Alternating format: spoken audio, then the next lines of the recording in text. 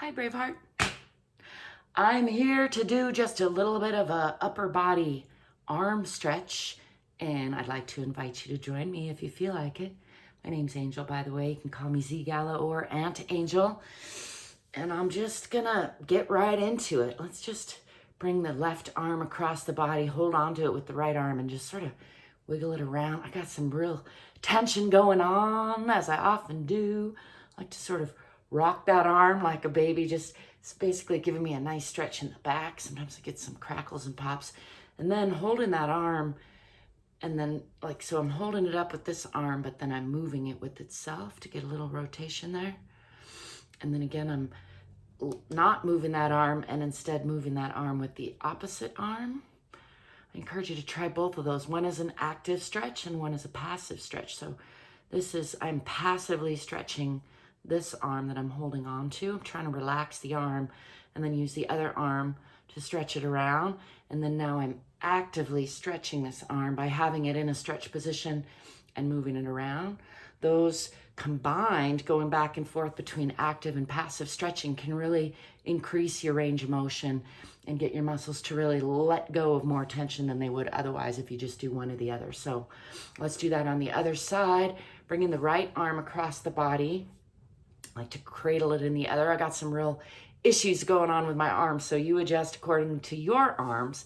But bringing that right arm across the body, holding on to it with the left. First, just sort of trying to, not sort of, but trying to relax this arm, which I don't know if you can see, it doesn't relax that well. I'm going to pull it across the body, just kind of wiggle it around like I did on the other side, and then do a little active rolling. And then again, more passive, bringing that across the body, trying to let it relax. Let's go back into some active stretching, maybe the two together.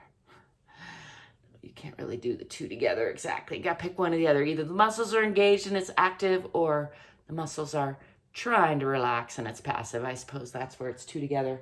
My muscles don't really relax these days quite like they used to. Bring that back behind the body for some good measure. Let's do just a little bit of neck stretching while I'm thinking of it. Just dropping the chin gently toward the chest and then lifting the chin toward the sky. Get a nice stretch through the neck there. Sometimes you might want to bring your hands onto the neck and do a little bit of massage. Let's bring the right ear toward right shoulder, keeping shoulders dropped. And then alternate chin and ear to that shoulder. Sometimes I like to put a hand on that side to help those muscles remember to relax. And then coming back to center before going to the other side. Again, leaving shoulders dropped, and first ear, then chin to that shoulder on the left side. I'm going to add a little bit of touch here to help remind those muscles to just relax. Coming back to center, just do a little shaking, back and forth, side to side. There you have it, just a real quick stretch and snack. I'm gonna get back to it and also get off my feet that I'm sitting on. I like to remind you there's not one way to check in with your body and learn to love yourself a little bit more, which is what I'm here trying to encourage you and me to do always. Make sure you listen to your own body. Remember that you are worthy of your own love. You're enough exactly as you are. And also, you're probably capable of a whole lot more than you think you are. So try some stuff out. See what works.